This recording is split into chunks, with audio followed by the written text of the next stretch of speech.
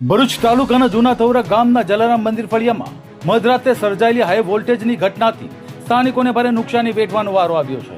ગઈકાલે રાત્રે અંદાજે 2 વાગ્યાના અરસામાં અચાનક વીજ પુરવઠામાં વોલ્ટેજ વધી જતા ફળિયામાં આવેલા 25 થી વધુ મકાનોમાં ફ્રીજ, ટીવી, પંખા સહિતના અનેક ઇલેક્ટ્રોનિક સાધનો બળી ગયા હોવાનું સ્થાનિકોએ જણાવ્યું છે।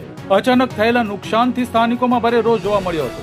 ઘટનાની જાણ થતાં લોકો મોટી સંખ્યામાં એકત્રિત થયા હતા અને વીજ વિતરણ કંપનીના અધિકારીઓ તથા કર્મચારીઓ સામે ઉગ્ર નારાજગી વ્યક્ત કરી હતી। અસરગ્રસ્ત પરિવારોને થયેલા આર્થિક નુકસાનનું યોગ્ય વળતર ચૂકવવાની માંગ સાથે જવાબદારો સામે કાર્યવાહી કરવાની પણ માંગ ઉઠી છે। સ્થાનિકોના આક્ષેપ મુજબ આ વિસ્તારમાં લાંબા સમયથી વીજ પુરવઠાની અનિયમિતતા, લો હાઈ વોલ્ટેજ અને વારંવાર ટ્રિપિંગ જેવી સમસ્યાઓ રહેતી આવી છે। અનેક વખત લેખિત અને મૌખિક રજૂઆતો કરવા છતાં સમસ્યાનો કાયમી ઉકેલ આવ્યો નથી, જેના કારણે હવે લોકોમાં અસંતોષ ચરમસીમાએ પહોંચ્યો છે।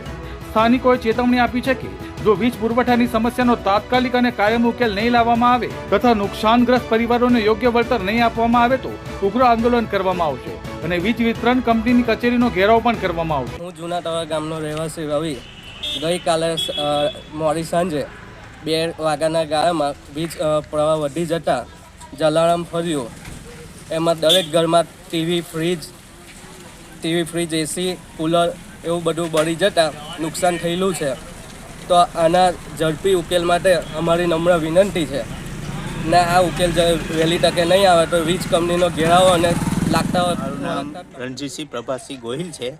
હું જૂના થૌરાનો રહેવાસી છું અને ગઈકાલે રાત્રે 2:30 વાગ્યાના સમયમાં જે વીજ કરંટ વધી જવાથી ફળિયાની અંદર કોઈના ટીવી ફૂંકાઈ ગયા, કોઈના પંખા ફૂંકાઈ ગયા, ઘણું બધું નુકસાન થયું છે અને એ જીવ આવું વારંવાર બને છે તે જીવીબેના ધ્યાન પર લાવવા વિનંતી છે। રક્ષાબેન કિરણસિંહ ગોહિલ, હું જૂના થૌરા રહેવાસી જલારામ મંદિર ફળિયું।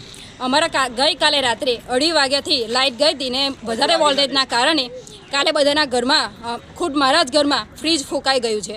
બધાના ઘરમાં રેડિયો, ફ્રીજ, ટીવી, એસી, કુલર બધાનું પણ ફૂંકાઈ ગયું છે। તેનું તમારે વળતર એને આપવા માટે વિનંતી।